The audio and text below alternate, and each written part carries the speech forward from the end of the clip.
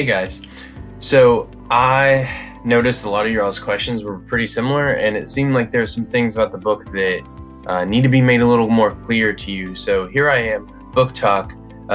Keep in mind, these are my thoughts. Not everything that I say is 100% factual for the book. I don't know if this is what was necessarily intended, but this is kind of how I'm interpreting some of the questions that you're asking. So if you do have questions, you can share those with me on Remind, and I'll be sure to answer them in another book talk next week.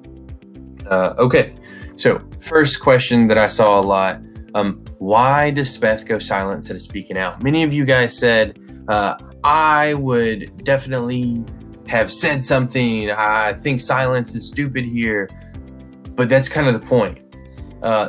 In this world, saying something costs you money.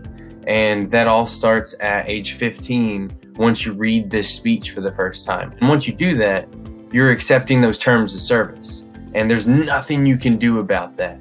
So in the last paragraph of the chapter Silence, 299, Speth says, I knew what came next. I would be one of those few pathetic kids you see on the news who squeak out a few words of protest before being carted off.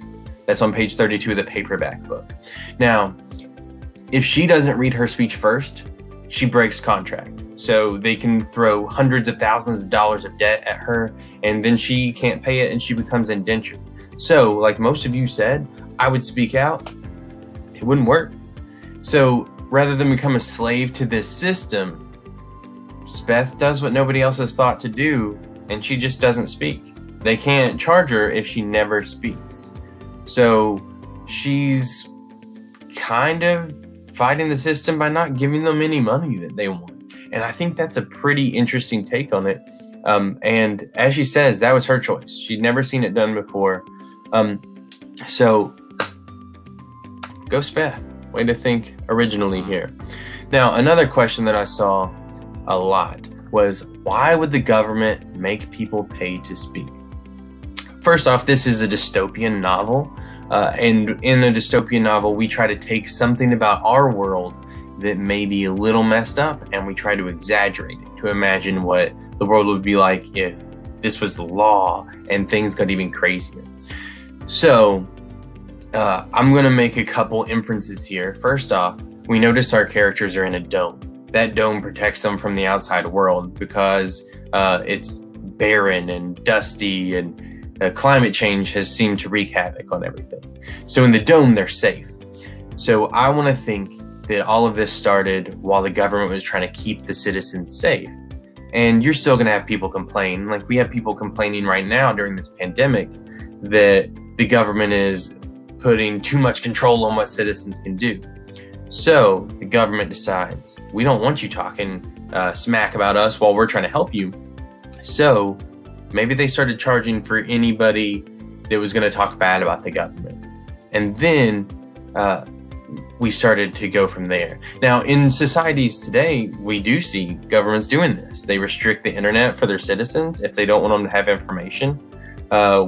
Dissent, saying anything bad about your government, is punished. Many people disappear in some of these countries. And that's a way to punish people for saying things that the government doesn't want. So in the novel, this becomes a really easy way to make money and oppress the poor. Because if you're poor, then you don't have the money to speak out against the government. And they know that.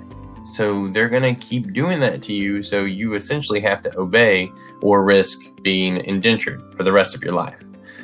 So I think the rich would really like this system because they can still speak. They've got free money. In our world, if you have stocks and investments, then you're making money just from interest. So you could speak all day and not really lose any money. But you all also asked, why isn't Saritha helping? Well, Saritha likes this system. We kind of will see that through the rest of the book, the way she talks about her looks. She is pretty, and she's almost a facer where they want her to show the labels to the cameras so people can see, like, oh, this beautiful person is using our product. Or she goes on dates with people that pay for her words. So when you're rich and beautiful, or you're just affluent, which is kind of wealthy or better off, this system works for you. So you're not going to fight it. And that's kind of how our world works. Billionaires and corporations, they rack in money, so they want to work with the system we have rather than changing it where it may not be better for them. Okay? So what kind of jobs do these people have that allow them to pay for their words? And I really think that's the point of this whole system. This isn't I'm working as a teacher, so I get all kinds of awesome words. This is I'm working simply to talk and communicate with people. When you go to work every day, you know that all you're doing is getting money so you can speak to your family or your friends, or you can give somebody a hug. You don't expect to go home and buy the new PlayStation or a ton of new clothes. You're just working so you can talk. And that's kind of terrifying. So if you're broke, your ability to express yourself or communicate disappears. And the fear of that disappearing keeps you working. You're going to go to the job you hate, and you're going to do as good as you can, because if you get fired, then you can't talk anymore. But that forces labor to keep society running. And when you do go in debt, they indenture you, which means they make you a slave. Speth's parents are in debt, and they're on a plantation pollinating crops with paintbrushes. That's pretty crazy. And then Miss Harris, who hates children, is a guardian for a ton of children. Not because she loves that job, but because it allows her to speak as much as she wants. Teachers are kind of the same. They can speak about their subjects, and they don't have to pay for that. But you'll find out that they can't speak against this system either, which is kind of interesting. And kind of like 1984, how would it feel to be watched and listened to all the time? Constant surveillance would definitely cause you to think differently about what you say and how you act. Think about the things you say, and if you knew that you were being listened to, you probably wouldn't say a lot of them. So what opportunities would we miss out on in life, in relationships? Could you tell somebody what you were really feeling inside? Would you be more critical about the things you said in school or to your family if you knew that you could only say so much? Would you be more afraid to speak your mind or express yourself? So someone's bothering you, are you going to waste $50 just to yell at them? Or are you going to kind of bottle that up and save that money for something more important?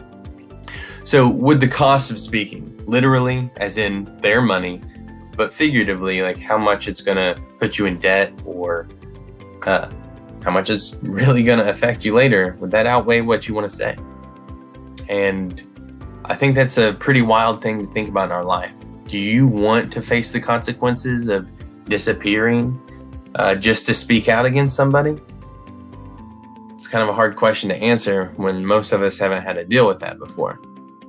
But Essie said something that I thought was really important, that not being able to express your thoughts and feelings is dehumanizing.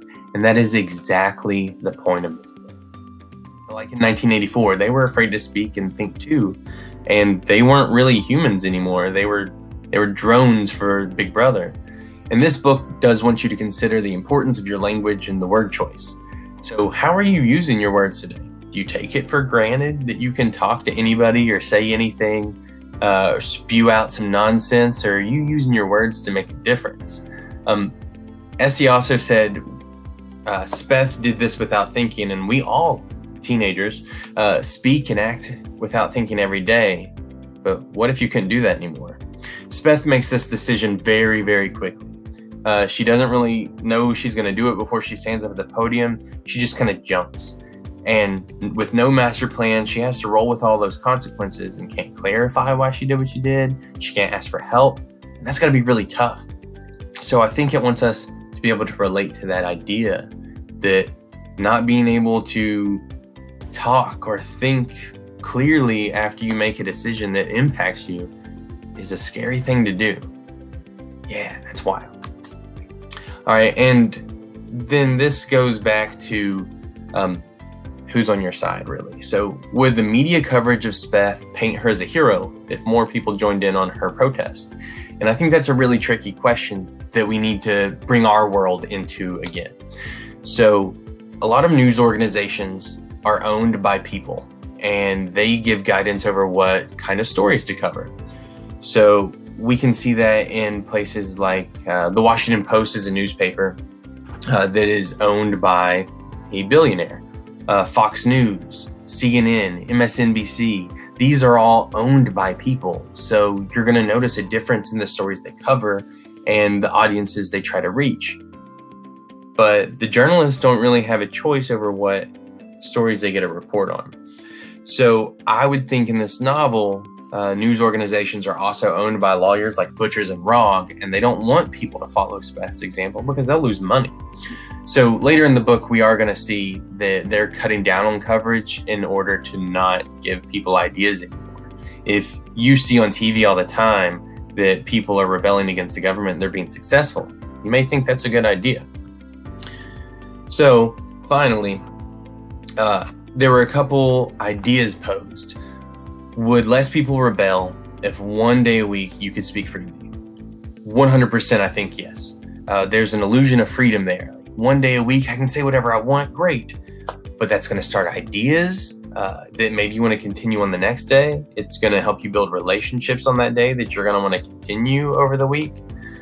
So that illusion of freedom is definitely going to make people feel a little safer. You're not going to feel as trapped at knowing that one day a week you can say whatever you want. So the government's not that bad. They're only restricting us 6 days out of the week, not all 7. And how would you feel if what you did, or if you did what you thought was right, but nobody backed you up? That's absolutely the point of the novel. Do you think Speth is doing the right thing? Does Speth think she's doing the right thing? Like Essie mentioned, I don't think Speth really thought this out. She just kind of jumped into something and has to figure out while going through it if she is doing the right thing. I think her mom doing the zippered lips deal was kind of push in the right direction, saying, yes, you are standing up. That's awesome. But in our world and in this novel, a lot of people are afraid to speak out when they notice something going wrong. So when someone does, it could inspire other people too. But a lot of times we're going to say, oh, well, they're doing it, so I don't need to. And that kind of leads to, if Speth is the only one that's acting out, not a lot's going to change. So Speth is going to need people to join her side. And if they do, maybe that'll work out better for her. So anyway, this novel is full of crazy ideas, and a lot of them we can apply to our lives. We just need to think about it. And let me clarify one thing. A level 3 question is a question that does not mention the book. So you can't say, would less people rebel if they had one day of the week to speak freely, for a level 3 question. But this question here, how would you feel if what you did I was going to back you up? That is a level 3. It relates to the book, but it doesn't specifically mention it. So you should be able to ask your parents a level 3 question, and they could answer it without needing to know about Speth or Butchers and Rogge or this money system. Okay? So there you go. If you have any other questions, shoot them to me. I'll make another video to help you guys out. Have a good day, my beautiful